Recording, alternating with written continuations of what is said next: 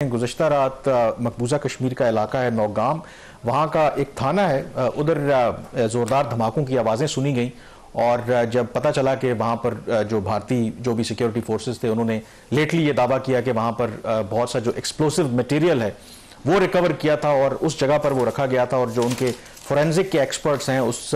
धमाका खेज मवाद का जायजा ले रहे थे और एक्सीडेंटली वहाँ पर एक्सप्लोजन हुआ जिसके नतीजे में 9 जो अफराद हैं वो मारे गए, 27 के करीब जख्मी हैं और मोर इम्पॉर्टेंटली वहाँ की जो पुलिस है उन्होंने कहा है कि इसके हवाले से कयास आराइयाँ ना की जाएं। एज यूजुअल आपको पता है कि जब इस तरह का वाक़या होता है तो मीडिया क्या करता है कि वो फौरी तौर पर पाकिस्तान की तरफ उंगलियां उठाना शुरू कर देता है, लेकिन उन्होंने ये कहा कि इसका पाकिस्तान से या कोई दहशतगर्दी का वाक़या नहीं है बल्कि ये एक्सीडेंटली ये जो एक्सप्लोजन हुआ है। बट मोर इम्पॉर्टेंटली इससे पहले जो 10 नवंबर को नई दिल्ली में जो लाल किला है मशहूर मुगल दौर का और अब भी वहाँ पर जो भारत की जश्न आज़ादी होती है तो उनके जो प्राइम मिनिस्टर्स हैं उस लाल किले से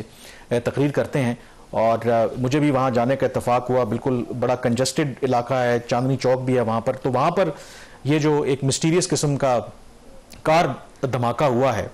और उसमें 12 जो अफराद हैं वो मारे गए हैं। और उस वक्त ये जब धमाका हुआ था तो एक खदशा ये था कि क्या एक नया फेज शुरू होने वाला है पाकिस्तान और भारत के दरमियान टेंशन का, क्योंकि नई दिल्ली में इतना बड़ा धमाका होना, उसमें 12 अफराद का मारा जाना, ये कोई आम खबर नहीं थी और पूरी दुनिया इस पर नजर रखे हुए थी।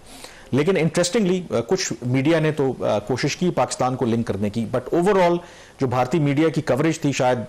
रियासत ने उनको ये डायरेक्ट किया था कि आप ज़्यादा इसको प्ले अप ना करें, वो बड़ा कॉशियस थे इस मरतबा। जो भारतीय प्राइम मिनिस्टर नरेंद्र मोदी उन्होंने उसे कॉन्स्पिरेसी करार दिया और उन्होंने कहा कि ये काम है एंटी नेशनल जो फोर्सेस हैं।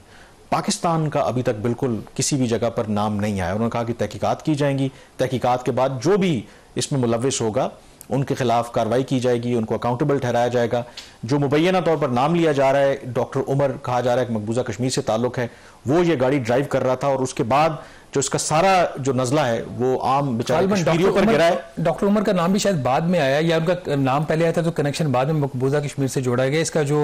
ओरिजिनली जो इनिशियल इतलात आई थी भारतीय मीडिया में उसका ताल्लुक तो किसी भारत के ही किसी बाशिंदे के साथ जोड़ा जा रहा था। तो ये भी कोई ट्विस्ट आया इसके अंदर। अगर वो ऑन वन वे वो कॉशियस है, इस दफा पाकिस्तान के ऊपर इल्जाम नहीं लगा रहे, गैर मुल्की हाथ की भी बात नहीं कर रहे, वो एंटी नेशनल फोर्सेज की बात कर, दूसरी साइड पे फिर somehow डायरेक्टली इम्प्लिसिटली वो इनडायरेक्टली वो मुसलमानों के साथ इसको जोड़ने की जिस तरीके से कोशिश जब एंटी नेशनल फोर्सेस की बात करते हैं तो कुछ लोगों का ये ख्याल है कि पहलगाम वाक़या हुआ तो तमाम तर उन्होंने फोकस पाकिस्तान के ऊपर रखा। इस मरतबा इस वाक़े को बुनियाद बनाकर मुसलमानों के खिलाफ भी और खास करके मकबूजा कश्मीर के अंदर वो क्रैकडाउन लॉन्च करना चाहते हैं। पहले भी था और इस वाक़े के बाद बताया जा रहा है कि कुछ 650 के करीब जो कश्मीरी हैं उसमें पढ़े लिखे लोग भी हैं, डॉक्टर्स भी हैं, उनको गिरफ्तार किया जा रहा है। इवन के वहाँ के जो अपोजिशन लीडर हैं राहुल गांधी, उन्होंने ये क्वेश्चन रेज किया कि आखिर जो हमारे उनके बकौल जो भारतीय शहरी हैं ये अगर वाकई ऐसा है नौजवान पढ़े लिखे तो भारत की रियासत के खिलाफ क्यों हो रहे हैं। इसके हवाले से भी हमें सवाल करना चाहिए। But I think more important जो इसके अंदर फैक्टर है, एक का तबसरा ये भी किया जा रहा है क्योंकि जब पहलगाम वाक़या हुआ था फिर मई में 4 रोज़ा लड़ाई हुई तो भारत ने बड़ा दावा किया था कि अब उन्होंने अपने रूल्स ऑफ एंगेजमेंट कर दिए हैं, यानी कि